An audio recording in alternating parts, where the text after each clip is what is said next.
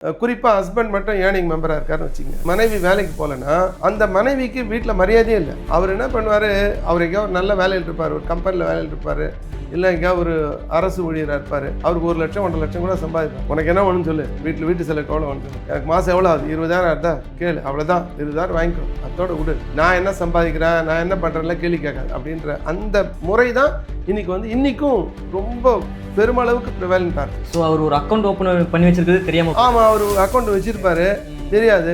இந்த அம்மா வந்து அவங்களுக்கு என்ன தெரியும், அவங்களுக்கு வேணா 20,000 ஒரு மாதத்தில் வந்து இன்னொரு 5,000 வேணுன்னா அவங்க கேட்டு வாங்கிப்பாங்க, அவ்வளோதான். அவர் எங்கே பேங்க்கில் வச்சுருப்பாரு, பேங்க்கு போய் எப்படி போகிறது, அது எப்படி அக்கௌண்ட் ஆப்ரேட் பண்ணுறது அப்படின்னா என்ன, எதுவுமே தெரியாமல். அதுதான் இன்னைக்கு பரவலாக இருக்குது. அவர் திடீர்னு ஒரு நாள் இறந்து போயிடுறாருன்னு வச்சுங்க, இந்த அம்மாவுக்கு அவர் போட்டு வச்சு டெபாசிட்டே தெரியும். நீங்கள் இங்கேருந்து ஒருத்தர் ட்ரான்ஸ்ஃபராக பெங்களூருக்கு போகிறாரு, டெல்லிக்கு போகிறாருன்னா டெல்லிக்கு அந்த அக்கௌண்ட்டை மாற்றிக்க முடியும். அந்த விழிப்புணர்வு அவங்க கிட்ட இல்லாமல் இருக்கணும். இந்த பேங்க் எல்லாம் மெர்ஜ் ஆயிடுச்சு. இப்போ மெர்ஜ் ஆயிடுச்சுன்னா அவங்க பழைய பேங்க் எங்கே இருக்குன்னு தெரியாது. இப்போ ஒருத்தர் கார்பரேஷன் பேங்க்கில் அக்கௌண்ட் வச்சுருப்பாரு. இப்போ கார்பரேஷன் பேங்க் வந்து யூனியன் பேங்கோட மெர்ஜ் ஆச்சுன்னு தெரிஞ்சால் தான் ஒரு யூனியன் பேங்க்கில் போய் தேடுவார். அது எங்கே மெர்ஜ் ஆச்சுன்னே தெரியாமல் இந்த மெர்ஜரில் நிறைய கோளாறு இருக்குன்னு சொல்லி ரிசர்வ் பேங்கே வந்து சொல்கிறாங்க அவங்களோட அப்சர்வேஷனில். ஏன் வந்து அன்கிளைம் டெபாசிட் இன்க்ரீஸ் ஆகி பார்த்து இந்த 5 வருஷத்தில் ரொம்ப இன்க்ரீஸ் ஆகிருக்கு. இப்போ ரிசர்வ் பேங்க் வந்து கடந்த ஒரு 2 வருஷமாக ஒரு போர்ட்டல் ஒன்று உருவாக்கியிருக்காங்க. அந்த போர்ட்டல் பேர் வந்து உட்காம்னு பேர். அந்த portal unclaimed deposit gateway to access information அப்படின்னு சொல்லிட்டு, அதுதான் அந்த போர்ட்டலோட பேர். உட்காம்னு பேர், UDGAMனு பேர். அந்த போர்ட்டல் வந்து ரிசர்வ் பேங்க் மெயின்டைன் பண்ணுது. அந்த போர்ட்டலில் வந்து கிட்டத்தட்ட இப்போ ஒரு 30 பேங்க் வந்து அதில் மெம்பராக இருக்காங்க. எல்லா பொதுத்துறை வங்கிகளும் இருக்கு, மேஜர் பிரைவேட் பேங்க்ஸ் இருக்கு. இப்போ ஆக்சிஸ் பேங்க் இருக்கு, ICICI இருக்கு, அப்புறம் இது எஸ் பேங்க் இருக்கு, அந்த மாதிரியான பேங்க்ஸ் இருக்கு. ட்ரெடிஷ்னல் பிரைவேட் பேங்க்ஸ் சொல்லக்கூடிய கரூர் வைசியா பேங்க், அப்புறம் South Indian bank, Catholic Syrian bank, இதெல்லாமும் இருக்குதுக்குள்ள. அப்போ கிட்டத்தட்ட உங்களுக்கு வந்து இந்த 78,000 கோடி ரூபாயில ஒரு 90% பார்த்தீங்கன்னா ஒரு 60-65,000 கோடி ரூபாய் வரைக்கும் இந்த 30 பேங்க்ல தான் இருக்கு அன்கிளைம் டெபாசிட்ஸ். அத்தனை பேங்க்கும் வந்து அந்த உட்காம் போர்ட்டலில் மெம்பராக இருக்காங்க. யார் பேரில் அன்கிளைம் டெபாசிட் இருக்கோ அவங்களுக்கு வந்து ஒரு யூனிக் நம்பர் ஒன்று கொடுத்துருப்பாங்க. அப்போ நம்ம என்ன பண்ண வேண்டியிருக்குன்னா, ஒருத்தர் பேரில் டெபாசிட் இருக்கும், இல்லை என் பேர்லேயே நான் டெபாசிட் இருக்கும், அல்லது அவர் இறந்துட்டாருன்னா அவங்க வீட்டில் வந்து அவர் பேரில் டெபாசிட் இருக்கும்னு நினச்சாங்கன்னா அவங்க போய் என்ன பண்ணணும்னா அவர் பேரை போடணும். என்ன பேர்னா பேங்க்கில் என்ன மாதிரி பேர் இருக்குமோ, அஃபிஷியலாக என்ன பேர் இருக்குமோ அந்த பேரை போடணும், அவங்க பேன் நம்பர் போடணும், அவங்க மொபைல் நம்பர் போடணும். இந்த மாதிரி ஏதாவது ஒரு சில விஷயத்தை போட்டிங்கன்னா அது டக்குன்னு காமிக்கும். ஒரு அன்கிளைம் டெபாசிட் ரெஜிஸ்ட்ரேஷன் நம்பரோட அந்த டெபாசிட் காமிக்கும். அப்போ அதுக்குள்ளே நீங்கள் போய் தேடினீங்கன்னா அவர் எந்த பேங்க்கில். ஹலோ சார், வணக்கம். வணக்கம். நல்லா இருக்கீங்களா? First class. ஓகே சார், இப்போ பேங்க்கில் வந்து இந்த கேட்பாரற்ற பணம் வந்து அதிகமாக இருக்குன்னு சொல்கிறாங்க. ஃபஸ்ட்டு இந்த கேட்பாரற்ற பணம்னா என்ன, அதை பற்றி கொஞ்சம் எங்களுக்கு விளக்க முடியுமா? கேட்பாரற்ற பணம் அப்படின்னு தமிழில் சொன்னால், இங்கிலீஷில் பார்த்தீங்கன்னா அன்கிளைம் டெபாசிட் அப்படின்னு சொல்கிறோம். அதாவது வந்து நீங்கள் ஒரு பேங்க்கில் வந்து ஒரு 5,000 ரூபாய் போட்டு வச்சுருக்கீங்க, போட்டதே உங்களுக்கு ஞாபகம் இல்லை, ஒரு 2 வருஷத்துக்கு போட்டு வச்சுருக்கீங்க, 2 வருஷம் முடிஞ்சு போச்சு. அப்புறம் நீங்கள் வந்து அந்த டெபாசிட் ரசீடை தொலைச்சிடுறீங்க, உங்கள் மைண்ட்லேயே இல்லை. அது ஒரு 10 வருஷம் கழிஞ்சதுக்கு பிறகு, அதை நீங்கள் அந்த 2 வருஷம் முடிஞ்சு அப்புறம் 10 வருஷம் கிளைம் பண்ண முடிஞ்சதுக்கு பிறகு அந்த பணம் ஆட்டோமேட்டிக்காக வந்து ரிசர்வ் பேங்க்கு போயிடும். எல்லா பேங்க்குமே வந்து ரிசர்வ் பேங்க் மாற்றிடும். இதுதான் நாங்கள் வந்து அன்கிளைம் டெபாசிட்னு சொல்கிறோம். அது தமிழில் வந்து கேட்பாரற்ற பணம்ன்றோம். ஓகே. இந்த மாதிரி சேர்ந்துருக்க பணம் எவ்வளோன்னு பார்த்தீங்கன்னா 2024 மார்ச் வரைக்கும் தான் ஆத்தென்டிக் ஃபிகர் இருக்குது. ஓகே. 78,000 கோடி ரூபா இருக்குது. 78 2024 வரைக்கும், அதான் 2024 மார்ச் வரைக்கும் பார்த்தீங்கன்னா 78,000 கோடி ரூபா இருக்குது. இப்போ வரைக்கும் கணக்கெடுத்தோம்னா கூடும் குறையும். 2025 மார்ச் ஃபிகர் வந்து கிடைக்கல. ஜூனில் ஒரு ஃபிகர் சொல்கிறாங்க, அது குறைஞ்சிருக்குன்றாங்க. 67,000 கோடியாக இருக்குது, குறைஞ்சிருக்கு அப்படின்னு சொல்லி பார்லிமெண்ட்டில் ஒரு ஃபிகர் கொடுக்குறாங்க. அது எப்படி, ஏன் குறைஞ்சது அப்படிங்கிறது ஒரு மிகப்பெரிய கேள்வியாக தான் இருக்குது. ஏன்னா அதனோட டீட்டெயில்ஸ் போனால் கிடைக்க மாட்டேங்குது. இது எவ்வளோ பேர் இந்த மாதிரி எவ்வளோ பேரோட அக்கௌண்ட் இருக்குது அப்படின்னு பார்த்தீங்கன்னா கிட்டத்தட்ட ஒரு 15 கோடி பேர் அக்கௌண்ட் இருக்குன்றாங்க. 15 கோடி கணக்கு அப்படி இருக்குன்றாங்க. இது வந்து படிப்படியாக வளர்ந்துருக்கு. இப்போ நீங்கள் இந்த மாதிரியான ஒரு ஸ்கீமு, ஒரு திட்டம் என்பதே வந்து அன்கிளைம் டெபாசிட் வந்து ரிசர்வ் பேங்க் போகிறது ஒரு 10 வருஷமாக தான் இருக்குது. நீங்கள் 2014-15 பார்த்தீங்கன்னா ஒரு 3,700 கோடி ரூபாய் தான் இருக்குது ரஃப்லி. இப்போ 78,000. இந்த 10 வருஷத்தில் 20 மடங்கு இன்க்ரீஸ் ஆகிருக்கு இந்த பணம். நீங்கள் 2019-20 பார்த்தீங்கன்னா ஒரு 30,000 கோடி இருக்கும். அதை கம்பேர் பண்ணால் 2.5 மடங்கு இன்க்ரீஸ் ஆகிருக்கு. அப்போது நாளுக்கு நாள் இந்த அன்கிளைம் டெபாசிட்ன்றது ஹியூஜ் மணி கேட்பாரற்று கொண்டு போய் ரிசர்வ் பேங்க்கில் யாருக்கும் பயன்படாமல் இருக்குது. இது ஏன் திருப்பி யாரும் எடுக்கலை? இது அந்த பணத்தை போட்டவங்களுக்கு விஷயம் தெரியாதா? இதை கரெக்டாக ஏன் அதை போய் சேர மாட்டேங்குது? அதுதான் இஷ்யூ, சிக்கலே அதான். இப்போ நீங்கள் வந்து பேங்க் நீங்கள் அக்கௌண்ட் ஓப்பன் பண்ணுறீங்க, ஒரு சேவிங்ஸ் பேங்க் அக்கௌண்ட் ஓப்பன் பண்ணுறீங்க, இல்லை உங்கள் வியாபாரியாக இருந்தால் ஒரு கரண்ட் அக்கௌண்ட் ஓப்பன் பண்ணுறீங்க, இல்லை உங்கள் கையில் கொஞ்சம் பணம் இருக்குன்னா ஒரு டெபாசிட் ஓப்பன் பண்ணுறீங்க. அப்படின்னா நீங்கள் ஓப்பன் பண்ணும்போது அதில் வந்து இந்த பணம் எனக்கு பின்னால் யாருக்கு போய் சேர வேண்டும் அப்படின்னு ஒரு நாமினி போடணும். அந்த நாமினி பல பேர் போடுறதே இல்லை. அது பேங்க் வலியுறுத்தலாம்ல? பேங்க் வலியுறுத்தலாம், ஆனால் பேங்க் கம்பல் பண்ண முடியாது. ரிசர்வ் பேங்க் என்ன சொல்லுது, நீங்கள் நாமினி போடணும்னு சொல்லி எஜுகேட் பண்ணுங்க, அவங்கள வற்புறுத்துங்க. ஆனால் எனக்கு நாமினி வேணாம் அப்படின்னு சொல்லி அந்த டெபாசிட் போடுற சொல்லிட்டாருன்னா நம்ம நாமினி போடுன்னு கம்பல் பண்ண முடியாது. இது ஒரு விஷயம். நாமினி போடுறதில்ல, நாமினி போடணுன்ற விஷயம் அவங்களுக்கு தெரியறதில்ல. பேங்க் பக்கமும் இருக்கிற வேலை பளு காரணமாக ஸ்டாஃப் எல்லாம் குறைஞ்ச பின்னணியில் வலியுறுத்துறதும் குறைஞ்சிருக்கு. இது ஒரு ஆஸ்பெக்ட்.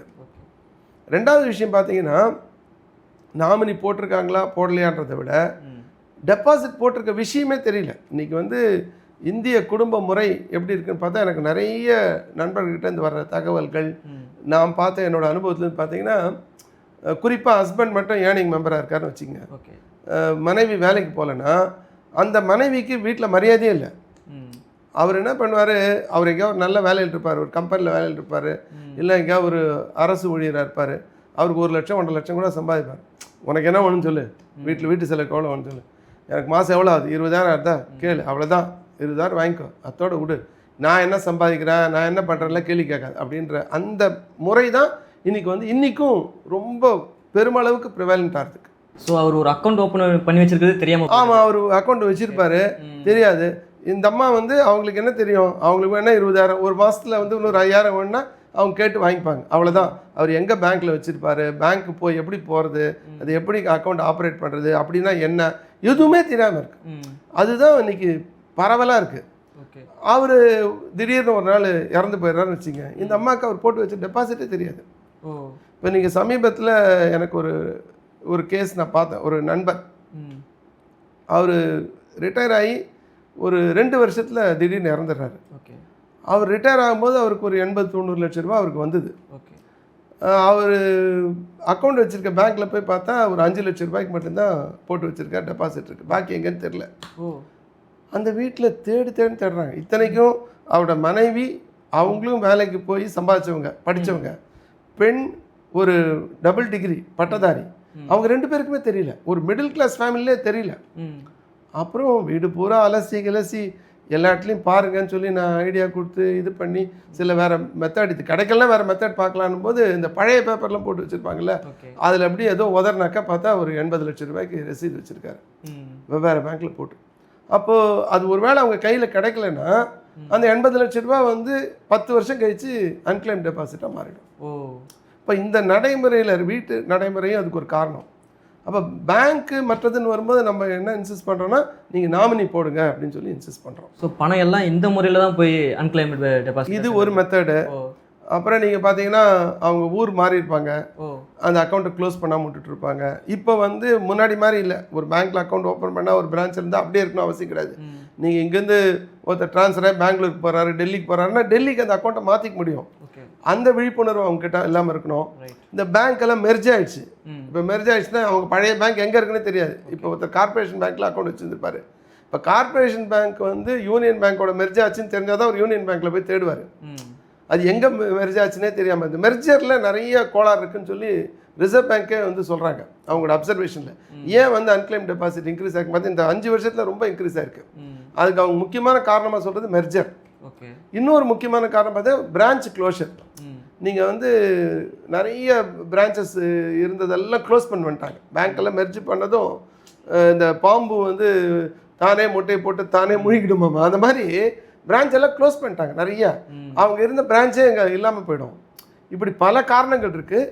முக்கியமான காரணம் வந்து வீட்டில் இருக்கவங்களுக்கு அல்லது கூட இருக்கவங்களுக்கு அந்த டெபாசிட் இருக்க விஷயமே தெரியலன்றதான் ரொம்ப முக்கியமான காரணமாக இருக்குது. இப்போ அவங்க அந்த அமௌண்ட்டை எப்படி கிளைம் பண்ணுறது, வேறு ஏதாவது வழி இருக்கா? அதுக்கு வழி இருக்குது. இப்போ என்ன, அவரை தவிர வேறு யார் போனால் அமௌண்ட்டை வாங்க முடியுமான்னு ஒரு கேள்வி இருக்குல்ல. இல்லை, முதல்ல நீங்கள் வந்து ஒருத்தர் டெபாசிட் இருக்கா இல்லையான்னு கண்டுபிடிக்கணும். அதான முக்கியமான விஷயம். நீங்கள் ஊகத்தில் போய் ஒவ்வொரு பேங்காக போய் எங்கள் ஹஸ்பண்டுக்கு வந்து டெபாசிட் இருக்கா, எங்கள் அப்பாவுக்கு டெபாசிட் இருக்கான்னு யாரும் கேட்க முடியாது. நீங்கள் டெபாசிட்லேயும் பார்த்தீங்கன்னா எங்கள் அனுபவத்தில் இந்த அன்கிளைம் டெபாசிட் வந்து அநேகமாக பார்த்தீங்கன்னா ஆண்கள் பேரில் தான் இருக்குது. பெண்கள் பேரில் இருக்க அன்கிளைம் டெபாசிட் வந்து குறைவு.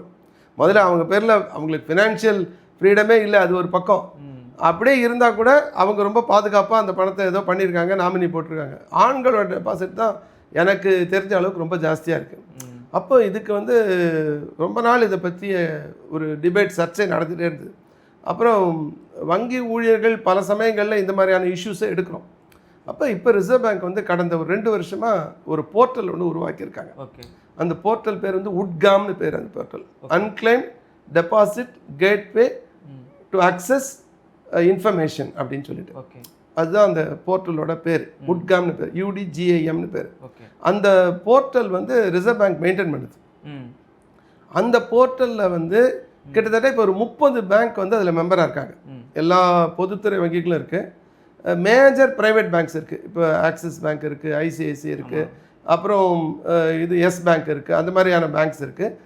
ட்ரெடிஷ்னல் ப்ரைவேட் பேங்க்ஸ் சொல்லக்கூடிய கரூர் வைசியா பேங்க்கு, அப்புறம் சவுத் இண்டியன் பேங்க்கு, கேத்தலிக் சிரியன் பேங்க், இதெல்லாமும் இருக்குது இதுக்குள்ளே.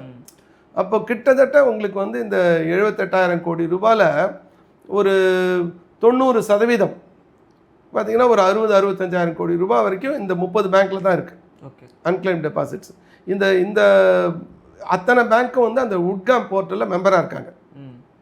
அவங்க என்ன பண்ணியிருக்காங்கன்னா எந்தெந்த பணம்லாம், இப்போ உதாரணத்துக்கு நீங்கள் வந்து இன்றைக்கி வந்து 31 ஆகஸ்ட், இன்றைக்கி 1 செப்டம்பர் 2 செப்டம்பர் வச்சுங்க, 31 ஆகஸ்ட்டுக்குள்ளே அன்கிளைம் டெபாசிட்டாக இருக்கிறது முழுக்க செப்டம்பர் 30 இதுக்கு போயிடும், ரிசர்வ் பேங்க் போயிடும். அடுத்த மாதம் எண்டில் போயிடும். இந்த மாதத்தில் வந்து 10 வருஷம் முடிஞ்சிடுச்சுன்னா அடுத்த மாதம் எண்டில் போயிடும். அப்போ வந்து அந்த மாதிரி என்னென்னலாம் பணம் அங்கே போச்சு, யார் யார் அக்கௌண்ட்லாம் பணம் போச்சு அப்படிங்கிறத வந்து அந்த போர்ட்டலில் அவங்க ஏற்றிட்டாங்க. எல்லாத்துக்கும் ஒரு யூனிக் நம்பர் இருக்குது. அன்கிளைம் டெபாசிட் ரிஜிஸ்ட்ரேஷன் நம்பர்னு ஒன்று இருக்குது. ஒவ்வொரு அக்கௌண்ட்டுக்கும் ஒரு யூனிக் நம்பர். அந்த நம்பர் வேறு யாருக்குமே இருக்காது. இப்போ வந்து யார் பேரில் அன்கிளைம் டெபாசிட் இருக்கோ அவங்களுக்கு வந்து ஒரு யூனிக் நம்பர் ஒன்று கொடுத்துருப்பாங்க. அப்போ நம்ம என்ன பண்ண வேண்டியிருக்குன்னா, இப்போ வந்து ஒருத்தர் பேரில் டெபாசிட் இருக்கும், இல்லை என் பேர்லேயே நான் டெபாசிட் இருக்கோம், அல்லது அவர் இறந்துட்டாருன்னா அவங்க வீட்டில் வந்து அவர் பேரில் டெபாசிட் இருக்கும்னு நினச்சாங்கன்னா அவங்க போய் என்ன பண்ணணும்னா அவர் பேரை போடணும். என்ன பேர்னா பேங்க்கில் என்ன மாதிரி பேர் இருக்குமோ, அஃபிஷியலாக என்ன பேர் இருக்குமோ அந்த பேரை போடணும். அவங்க பேன் நம்பர் போடணும், அவங்க மொபைல் நம்பர் போடணும். இந்த மாதிரி ஏதாவது ஒரு சில விஷயத்தை போட்டிங்கன்னா அது டக்குன்னு காமிக்கும். ஒரு அன்கிளைம் டெபாசிட் ரெஜிஸ்ட்ரேஷன் நம்பரோட அந்த டெபாசிட் காமிக்கும். அப்போ அதுக்குள்ளே நீங்கள் போய் தேடினீங்கன்னா அவர் எந்த பேங்க்கில், ஒரு யூனியன் பேங்க்கில் பல்லாவரம் பிரான்ச்சில் அவருக்கு டெபாசிட் இருக்குது, இல்லை வந்து உங்களுக்கு வந்து பேங்க் ஆஃப் பரோடாவில் தண்டையார்பேட்டை பிரான்ச்சில் இருக்குது அப்படின்னு அது காமிக்கும். அந்த போர்ட்டலில் காமிக்கும். அப்போது இந்தியா முழுக்க இருக்கக்கூடிய எந்த ஊராக இருந்தாலும், எந்த ஸ்டேட்டாக இருந்தாலும், எந்த டிஸ்ட்ரிக்டாக இருந்தாலும் அதில் தெரிஞ்சிடும். அப்போ தெரிஞ்சதுக்கப்புறம் நம்ம அந்த பேங்க்குக்கு போய் அப்ரோச் பண்ணி அந்த பணத்தை வாங்கணும். இதுதான் நடைமுறை.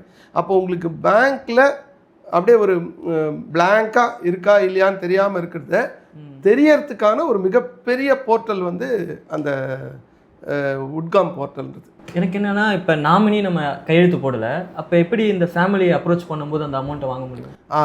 இப்போ நாமினி போட்டிருந்தாங்கன்னா நான் தான் நாமினி அப்படின்னு தெரிஞ்சிடும். இப்போ நாமினியில் கூட ஒரு சிக்கல் இருக்குது. சில பேர் என்ன யோசிக்கிறாங்கன்னா, அவங்க நாமினியை போட்டுட்டு அது வெளியில் தெரிஞ்சால் வீட்டில் இருக்க உறவு சிக்கல் இருக்குல்ல, தன்னோட பாதுகாப்புக்கு பயம் வந்துடும் நினைக்கிறாங்க. அப்போ அவங்க என்ன சொல்கிறாங்க, நாமினி போடுங்க ஆனால் அது வெளில சொல்லாதீங்கன்றாங்க. அப்போ வெளில சொல்ல முடியாது. இன்னும் சில பேர் வந்து நல்ல உறவு இருக்குன்னா நாமினி போடுங்க, அது பாஸ்புக்கில் என் பேர் நாமினி பேர் போட்டு கொடுங்க அப்படிங்கிறாங்க. அப்போ நாமினி பேர் போட்டு கொடுங்கன்னு சொன்னால் போட்டு கொடுத்துருவோம். அப்போ டெபாசிட்டர் வந்து அவரோட விருப்பப்படி தான் பேங்க் செயல்படும். அதே மாதிரி ரெசிட் இருக்குது, டெபாசிட் ரெசிட் இருக்குது, அதிலே நாமினின்னு அச்சடிச்சு கொடுங்கன்னா நாமினின்னு அச்சடிச்சு கொடுத்துருவாங்க. அப்போ நாமினிக்கு தெரிஞ்சிடும். அப்போ நாமினி போய் நான் தான் நாமினி, நீங்கள் லெனின், நீங்கள் தான் நாமினினா உங்கள் கையில் வந்து ஏதாவது ப்ரூஃப் இருக்கும், அட்ரஸ் ப்ரூஃப் இருக்கும், ஓட்டர் ஐடி இருக்கும், இல்லை ஒரு டிரைவிங் லைசன்ஸ் இருக்கும், இல்லைனா உங்ககிட்ட ஒரு ஆதார் இருக்கும், இல்லைனா ஒரு பாஸ்போர்ட் இருக்கும், இல்லை ஏதோ ஒன்று இருக்கும். அதில் ஒன்றுமே இல்லைனா கூட உங்கள் கேஸ் பில் இருக்கும். ரொம்ப எளிய மக்களுக்காக ஒரு 3 மாதத்துக்குள்ளே இருக்க கேஸ் பில் இருக்கும், லேட்டஸ்ட்டாக கட்டின ஒரு EB பில் இருக்கும், ஏதோ ஒன்று இருக்கும். அந்த கொண்டு போய் நீங்கள் வந்து நான் தான் நாமினி அப்படின்னு நீங்கள் ப்ரூவ் பண்ணிங்கன்னா உங்களுக்கு வந்து அந்த பணத்தை கிடச்சிடும். நாமினி இல்லைன்னா தான் சிக்கல். இப்போ நாம இல்லைன்னா ஃபேமிலி அப்ரோச் பண்ணும்போது எப்படி கிடைக்கும்? அங்கே தான் சிக்கல் வரும். நாமினி இல்லைன்னா என்ன பண்ணணும்னா நோ நாமினின்னு தெரிஞ்சிடும். ஓகே, அதுலேயே தெரியும் நாமினி இருக்கா இல்லையான்றது போர்ட்டலில். இல்லை பேங்க்கில் போனாலும் அவங்க சொல்லிடுவாங்க. இப்போ இந்த உட்காம் போர்ட்டல் இல்லாமல் பல லீடிங் பேங்க்ஸ், உதாரணத்துக்கு State Bank of India, Bank of Baroda, Canara Bank, Union Bank, இவங்கெல்லாம் தனியாக அவங்களே போர்ட்டல் வச்சுருக்காங்க. அந்த நீங்கள் உங்களுக்கு கண்டிப்பாக யூனியன் பேங்க்கில் தான் பணம் இருக்குது அப்படின்னு தெரிஞ்சிச்சுன்னா நீங்கள் அங்கே போய் நீங்கள் அந்த போர்ட்டலில் போய் தேடலாம். ஓகே, அப்படி உங்களுக்கு எந்த பேங்க்குன்னு தெரிலனா இந்த உட்காம் போர்ட்டலில் வந்துடலாம். இது ஒரு ஆஸ்பெக்ட். அப்படி நீங்கள் போகும்போது என்ன பண்ணணும்னா நீங்கள் வந்து ஒரு லீகல் ஹேர் சர்டிஃபிகேட் வாங்கணும். இப்போது ஆள் இறந்துட்டார்னு வச்சுக்கோங்க, டெத் சர்டிஃபிகேட் வேணும். ஓகே, அப்புறம் லீகல் ஹேர் சர்டிஃபிகேட் வேணும். அதுக்கப்புறம் அந்த லீகல் ஹேரில் எல்லாரும் கிளைம் பண்ண போகிறாங்களா அல்லது ஒருத்தருக்கு மற்றவங்க அவங்க ரைட்ஸை ரிலிங்க்விஷ் பண்ணிடுறாங்களா? சரி, இப்போ அம்மா இருக்காங்க, 3 பசங்க இருக்குது, இந்த 3 பசங்களை சேர்ந்து எங்கள் அம்மாவுக்கு நீங்கள் கொடுங்க அப்படின்னு எழுதி கொடுக்கணும். ஓ, இப்படி ஒரு ப்ராசஸ் இருக்குது. ஆமாம், அந்த ப்ராசஸ் இருக்குது. அது அம்மா கொடுங்க எழுதி கொடுக்கணும். அது கூடவே என்ன பண்ணணும்னா அவங்க அம்மாவுடைய ID proof, address proof, KYC, நான் இப்போ சொன்னேன்ல, இதில் ஏதாவது 1 2 கேட்பாங்க, அது கொடுக்கணும். அது இல்லாமல் வந்து நான் ஒரு வேளை இந்த பணத்தை தவறுதலாக நான் கிளைம் பண்ணி அது பின்னால் தெரிய வந்தால் இந்த பணத்தை நான் உங்களுக்கு முழுமையாக வாபஸ் கொடுக்குறேன், அதுக்கான நான் வந்து உறுதிமொழி கொடுக்குறேன்னு சொல்லி ஒரு இண்டெம்னிட்டி பாண்ட் ஒன்று கேட்பாங்க. ஓகே, அதையும் நம்ம கொடுக்கணும். அதெல்லாம் கொடுத்தாச்சுன்னா கொடுத்துருவாங்க. இப்போ ஒரு ஃபேமிலியில் 4 பேர் இருக்காங்கன்னா ஈக்குவலாக ஷேர் பண்ணணும். ஈக்குவலாக ஷேர் பண்ணணும். 4 பேருக்கு ஈக்குவல் ஷேர் இருக்குது. அப்போ 4 பேருக்கும் வந்து எங்களுக்கு 25% கொடுங்கன்னா, இப்போ சப்போஸ் அதில் 10 லட்சம் இருக்குன்னா ஆளுக்கு 2.5 லட்ச ரூபா 2 லட்ச ரூபா பிரித்து கொடுத்துருவாங்க. இதில் வெறும் டெபாசிட் மட்டும் இல்லை, டெபாசிட் இருக்குது, சேவிங்ஸ் பேங்க் அக்கௌண்ட் இருக்குது, கரண்ட் அக்கௌண்ட் இருக்குது, ஃபேம் அக்கௌண்ட் இருக்கும். அது வந்து பார்ட்னர்ஷிப் ஃபேமாக இருக்கும். அது ஒரு பார்ட்னர் இறந்துருப்பார், இன்னொரு பார்ட்னர் இருப்பார், அதுக்கான லீகல் ஆட் வாங்கணும். அல்லது நீங்கள் வந்து உங்கள் பேரில் ஒரு டிடி இருக்கும், அந்த டிடியை நீங்கள் வந்து ஒரு 10 லட்ச ரூபாய்க்கு டிடி வாங்கியிருப்பாங்க, ஏதோ ஒன்று வாங்கணும்னு. அது தடால்னு ஹார்ட் அட்டாக்ல இறந்து போய்ட்டால் அந்த டிடி வந்து அந்த மாதிரி அன்கிளைம் போயிடும்.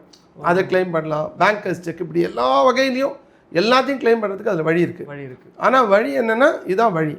அப்போ வழி கொடுக்கும்போது இல்லை என்ன சிக்கல் வருதுன்னா, நீங்கள் வந்து ரிசர்வ் பேங்க் என்ன சொல்லுதுன்னா, உங்கள் கையில் வந்து ஒருத்தர் வந்து டெபாசிட் இருக்குது அப்படின்னு சொல்லிட்டாரு, நீங்கள் அந்த பணத்தை வந்து ஆர்பிஐனுடைய டெபாசிட் எஜுகேஷன் அவேர்னஸ் ஃபண்டுக்கு மாற்றிட்டீங்க, உங்கள்கிட்ட ப்ரூஃப் இருந்தால் நீங்கள் அதை கொடுத்துட்டு அப்புறம் கிளைம் பண்ணுன்றாங்க. ஆனால் நடைமுறையில் அப்படி இல்லை. நடைமுறையில் நீங்கள் என்ன பண்ணுறாங்க, அவங்க நீங்கள் ஒரு பிரான்ச் அப்ரோச் பண்ணால் அவங்க வந்து அவங்களுடைய ரீஜனல் ஆஃபீஸ்க்கு அனுப்புகிறாங்க. அந்த ரீஜனல் ஆஃபீஸ் வந்து கார்ப்பரேட் ஆஃபீஸ்க்கு அனுப்புது. கார்ப்பரேட் ஆஃபீஸ் போய் ரிசர்வ் பேங்க்கில் போய் அந்த பணத்தை எனக்கு கொடுன்னு கேட்குது. இந்த கொடுன்னு கேட்கும்போது அதில் இன்னொரு முக்கியமான விஷயம் என்னென்னா, அன்கிளைம்டாக இருந்தால் கூட அதுக்கு இன்ட்ரெஸ்ட் உண்டு. அது ரொம்ப முக்கியம். ஏன்னா இன்ட்ரெஸ்ட் வந்து ஹியூஜ் மணியாக இருக்கும். அமௌண்ட் வந்து 1 லட்சமாக இருக்கும், நீங்கள் 7% இன்ட்ரெஸ்ட் வாங்கிட்டு இருப்பீங்க அந்த டெபாசிட்டில். இல்லை மினிமம் டெபாசிட்டுக்கு இன்ட்ரெஸ்ட்னு ஒன்று இருக்கும், ஒரு 5% 6%, அது போட்டால் இன்னொரு 1.5 லட்சம் வரும். இது கண்டினியூ ஆகிட்டு இருக்கும். ரிசர்வ் பேங்க் ட்ரான்ஸ்ஃபர் பண்ணதுக்கு பிறகும் இன்ட்ரெஸ்ட் உண்டு. அது ரொம்ப முக்கியம். அது இன்ட்ரெஸ்ட்டோடு நீங்கள் அதை வாங்கணும். அப்படி வாங்கும்போது அங்கே போய் என்ன பண்ணுறாங்க, அந்த கார்ப்பரேட் ஆஃபீஸ் போய் இதுக்கு போகிறாங்க, ரிசர்வ் பேங்க்கில் போய் அந்த ஃபண்ட்ஸை கேட்டு வாங்கி அதுக்கப்புறம் ப்ராசஸ் பண்ணி கொடுக்குறாங்க. அது ரொம்ப டிலே ஆகுது. இப்போ நீங்கள் வந்து ரிசர்வ் பேங்க் வந்து அதுக்கு ஒரு டெட்லைன் வைக்கணும். நாங்கள் அது ரொம்ப நாளாக அதை டிமாண்ட் பண்ணிகிட்ருக்கோம். இப்போ ரிசர்வ் பேங்க் வந்து ப்ரப்போசல் இருக்குது, இன்னும் வரல. நீங்கள் உங்கள்கிட்ட நீங்கள் ஒருத்தர் வந்து டெபாசிட் இல்லை, எங்கள் ஒருத்தரோட டெபாசிட் இருக்குது, அவருடைய உயிரோடு இல்லை அப்படின்னாக்கா அதுக்கான எல்லா டாக்குமெண்ட்ஸும் சப்மிட் பண்ணாங்கன்னா, சப்மிட் பண்ணதுலேருந்து 15 நாளைக்குள்ளே அவங்களுக்கு கிளைம் செட்டில் பண்ணணும் அப்படின்னு ஒரு ப்ரொப்போசல் இருக்குது. இன்னும் வரல. அது வந்தால் தான் குயிக்காக பணம் கிடைக்கும். ஆமாம். இப்போ நீங்கள் உட்காம் போர்ட்டல் வந்து வந்ததுக்கு பிறகு, இப்போ அது ஆப்ரேஷனலைஸ் ஆகி ஒரு 2 வருஷத்தில் பார்த்தீங்கன்னா 8 லட்சம் பேர் வந்து அதை அந்த போர்ட்டலுக்குள்ளே போய் தேடி இருக்காங்க. அவங்களுக்கு கிடைச்சதா கிடைக்கலையா, அது எவ்வளோ பேருக்கு கிடைச்சிது, அவங்க எவ்வளோ பேர் வாங்கினாங்க, அதுக்கான இது இல்லை, தரவு இல்லை. ஆஸ் ஆஃப் ஜூலை 1, 2025 எவ்வளோ பேர் அதை போய் தொட்டிருக்காங்க. இப்போ நான் கூட போய் ரிசர்ச் பர்பஸ்க்காக தொட்டு வந்தேன். அதில் எனக்கு தெரிஞ்ச எந்த டெபாசிட் இல்லை. இப்போ எனக்கும் ஒரு கவுண்ட் இருக்கும். அது மாதிரி 8 லட்சம் பேர் தொட்டிருக்காங்கன்னு இருக்குது. அப்போ நீங்கள் இது இன்க்ரீஸ் பண்ணணும். அது இன்க்ரீஸ் பண்ணணும் என்ன பண்ணுறதுக்காக நாங்கள் ஒரு பெரிய ஒரு ப்ரெஷர் நடந்தது. அப்போ ஃபினான்ஷியல் டெய்லிஸ்லாம் கூட இந்த இஷ்யூ பெருசாக ஆக்கினாங்க. அப்போ பார்க்கும்போது ரிசர்வ் பேங்க் வந்து சுறுசுறுப்பாக இயங்கி என்ன பண்ணாங்கன்னா, ஒரு இன்ஸ்ட்ரக்ஷன் கொடுத்தாங்க. போன செப்டம்பர் 2023 நினைக்கிறேன், ஒரு 2 வருஷத்துக்கு முன்னாடி. அவங்க என்ன சொன்னாங்கன்னா, நீங்கள் வந்து ஒவ்வொரு பேங்க்கும் உங்கள் டிஸ்ட்ரிக்டில் இருக்கக்கூடிய டாப் 100 அன்கிளைம் டெபாசிட்ஸ் இருக்கும், அவங்கள பிடிச்சி நீங்கள் வந்து கொடுத்துடணும் அந்த பணத்தை அதுக்கான முயற்சி எடுக்கணும் அப்படின்னு சொல்லி ஒரு உத்தரவு போட்டாங்க. அது ஒரு 3 மாதம் 4 மாதம் இதில் இருந்தது. ஆனால் ப்ராக்டிக்கலாக பார்த்தா அதில் பெரிய அளவுக்கு முன்னேற்றம் இல்லை. நீங்கள் இந்த 10 வருஷத்துலேயே பார்த்தீங்கன்னா 2014-15 ஒரு 300 கோடி, அப்புறம் வந்து ஒரு 500 கோடி, அப்புறம் ஒரு 800 கோடி, இப்படி கடைசியாக நீங்கள் ரீஃபண்ட் ஆகிருக்க பணம் அப்படின்னு பார்த்தீங்கன்னா மொத்தம் சேர்த்து ஒரு 5000 கோடி இருக்குது. நீங்கள் ஒரு பக்கம் பணம் ஆயிரக்கணக்கில் கோடிக்கணக்கில் சேர்ந்துட்டே போகுது. ரீஃபண்ட் அமௌண்ட்றது ரொம்ப ஸ்மால் அமௌண்ட்டாக இருக்குது. அப்போ இதை அதிகப்படுத்தணும். உண்மையான இப்போ நீங்கள் 78,000 கோடின்றது ஒரு ஸ்மால் அமௌண்ட் கிடையாது. நீங்கள் இப்போ மகளிர் உரிமை தொகை கொடுக்குறாங்க வச்சுக்கோங்க. இப்போ தமிழ்நாட்டில் எவ்வளோ பேர் கொடுக்குறாங்க? 1 கோடி பேர் கொடுக்குறாங்க. அப்போ 1000 ரூபா. அப்போ மாதம் எவ்வளோ அவுட்ஃப்ளோ? 1000 கோடி. வருஷத்துக்கு 12,000 கோடி. அப்படின்னா ஒரு 6 வருஷத்துக்கு மகளிர் உரிமை தொகை தமிழ்நாடு முழுக்க கொடுக்குற அளவுக்கு பணம் வந்து அங்கே இருக்குது. அப்போ அது சாமானிய மக்களோட பணம். அப்போ அதை துரிதமாக கொடுக்கறதுக்கு ரிசர்வ் பேங்க்கு சில முன்னெடுப்புகள் பண்ணோம். இப்போ இந்த போர்ட்டல் ஆரம்பிச்சது ஒரு நல்ல முன்னெடுப்பு. பட் அதோட பிரயோஜனம் இல்லை. இப்போ எனக்கு என்னன்னா ஒரு ரீசெண்டாக ஒரு மீட்டிங் அட்ரஸ் பண்ணேன். வந்து அதில் வந்து டெபாசிட்டர்ஸ் இந்த மாதிரி பேங்க் கஸ்டமர்ஸோட மீட்டிங் அட்ரஸ் பண்ணேன். அதில் ஒரு 70-80 பேர் வந்திருப்பாங்க.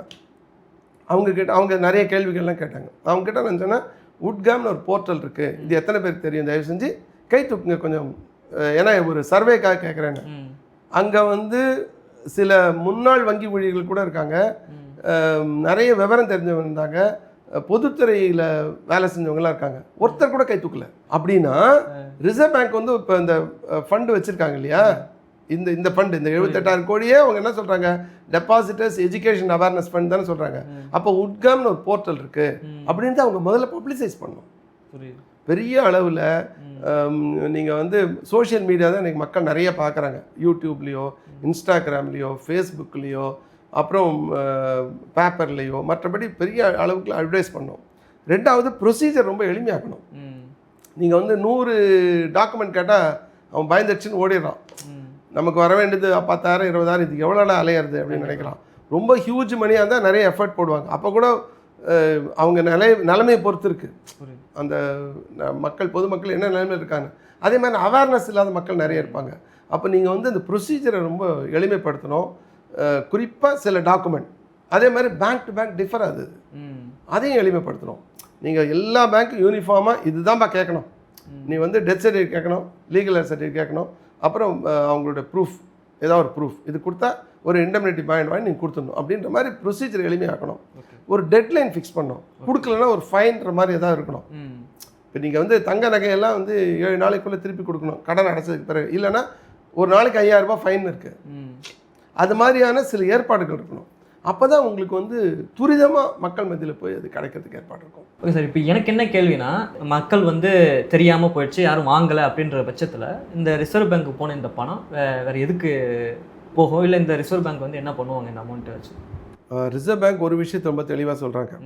நாங்கள் வந்து அந்த பணத்தை 10 வருஷத்துக்கு அப்புறம் அன்கிளைம்டாக இருக்கிறத வாங்கி வச்சுட்டுருக்கோம். அந்த பணத்தை நாங்கள் வந்து டெபாசிட்டர்ஸ் எஜுகேஷன் அவேர்னஸ் ஃபண்டுன்னு தான் பேர் வச்சுருக்கோம். அதில் ஒரு போர்ஷனை எடுத்து நாங்கள் வந்து பொதுமக்களுக்கு, வைப்புதாரர்களுக்கு அவங்களுக்கு தெரிய வேண்டிய முக்கியமான சில விஷயங்களை நாங்கள் தெரிவிக்கிறோம். இப்போ இது மட்டும் இல்லை, நீங்கள் இப்போ சைபர் கிரைம் இருக்குது. இப்போ டெபாசிட் வச்சுருக்கவங்க வந்து சைபர் கிரைம் மூலமாக பணத்தை விடுறாங்க.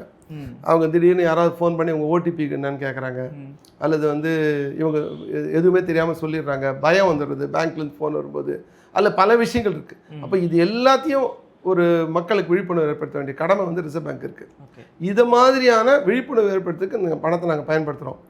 ஆனால் அப்படியே பயன்படுத்தினா கூட இந்த 78,000 கோடியும் இந்த 15 கோடி பேரும் வந்து கேட்டால் நாங்கள் கொடுத்துருவோம்.